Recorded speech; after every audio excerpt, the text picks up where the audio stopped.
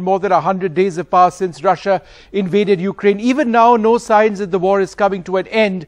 The impact on global food security and oil prices will remain unless both sides come to the table. So where is the fighting now happening? And is Russia making progress, unlike their failed offensive to capture the Ukrainian capital, Kyiv?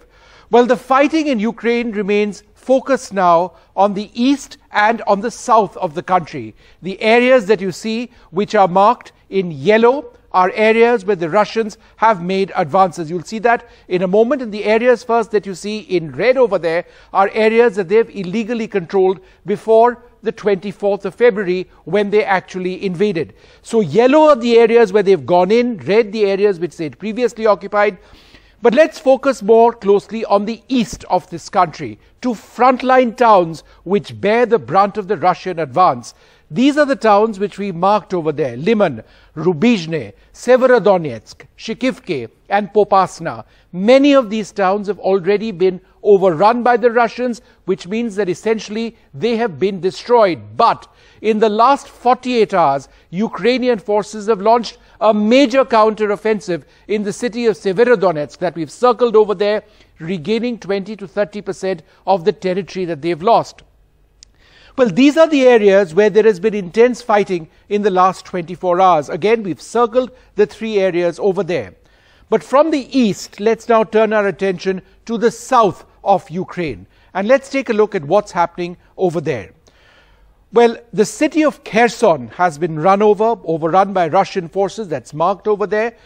But throughout this axis, the Ukrainians have been fighting back. The areas which you will now see, areas which will be marked in blue, are areas where the Ukrainians have launched their counter-offensives.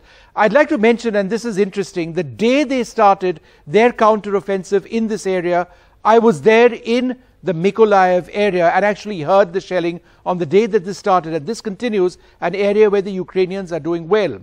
The areas which you will see circled, in fact right there, are areas where again in the last 24 hours there's been very heavy fighting taking place. Now, one of the biggest problems for the international community is the Russian naval blockade of the Black Sea.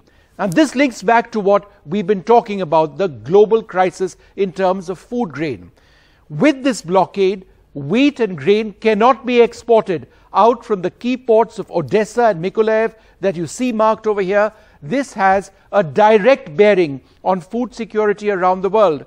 And finally, if it seems confusing, let's take a look to the changes on the ground over the last 1 month. Have they been really massive? Let's have that up full screen. Because in fact, the changes have been not very major. So this flips between what it was in May and June. It's difficult to see, but there's some areas where you see the red areas expanding, some areas where you see the blue areas expanding. So in terms of territory gained and territory lost, in terms of square kilometers, not very much.